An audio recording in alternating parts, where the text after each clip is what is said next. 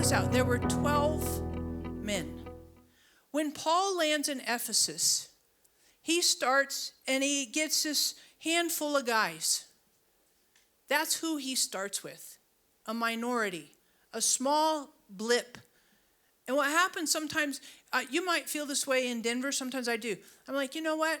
I don't feel like I'm a very strong influence, a strong majority. I have a big voice. I'm just me and my little thing on this, doing Jesus.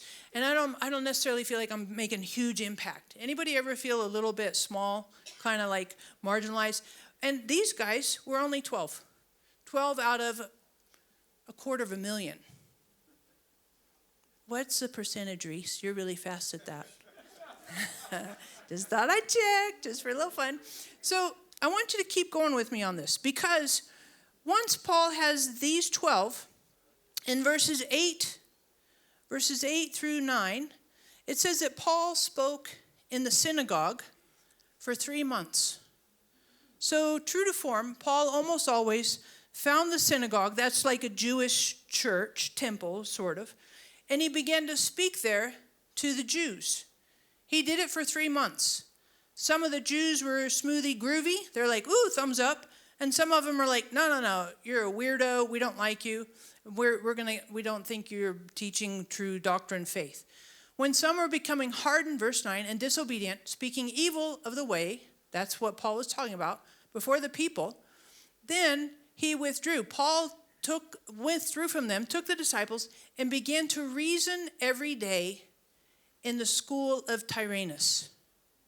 So he spent 3 months talking to the Jewish leaders, Jews, didn't make the headway that he was wanting to make, and felt constricted and confined and even ostracized, right? There was resistance to him from this religious pool. So he left and he went to the school of Tyrannus. Now, historians don't necessarily know what that was, and for all practical purposes, you could just call it a meeting hall. It wasn't necessarily like there was this, set desks and all this like schools and, chalkboards. It wasn't any of that. It was more like a meeting hall. And Paul spoke there every single day, daily. And what they say, historians say, some of the biblical references say that he spoke in the afternoon from like 11 to 3. And they said that was usually the lunch break for the regular workers. So you'd work in the morning, take your lunch break. So Paul, being a tent maker, he'd work. Then he'd get everybody at the lunch break and talk to them, tell them about Jesus. And he did it every single day, and then go back to work in the evening. So he did this for 2 years. That's a significant investment. I want you to appreciate, he comes to this city and he invests in it every single day for 2 years. And look at what happens. So that all who lived in Asia, so that's basically everybody in Turkey and east of Turkey, heard the word of the Lord, both Jews and Greeks. It became a very central capital for the growth of Jesus, the expansion of Jesus, the promotion of Jesus. But it started with these 12 guys.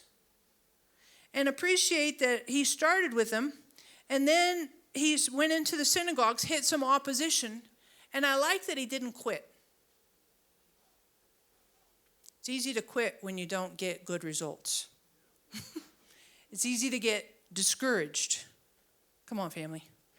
Seriously. He didn't do that. He's like, well, if it's not going to work here, then I'm going to try over here. And if this doorknob doesn't open, then I'm going to try this doorknob. And if this doorknob, I'm just going to keep trying. And I'm not going to get weary in well-doing, because I'll reap a harvest if I faint not. From Galatians, which happens to be another epistle. So he keeps going for 2 years. And then in verse 11, I want you to see what happens. This is totally cool. God was performing extraordinary miracles by the hands of Paul, so that handkerchiefs or aprons were even carried from his body to the sick, and the diseases left them, and the evil spirits went out. You got supernatural stuff going on here. So I like this, because I think when we grow, as we grow in Jesus, as we grow in our discipleship, there can be an awareness that there's opposition and there's resistance, but at the same time, God can do some supernatural things. And let's be open for that supernatural.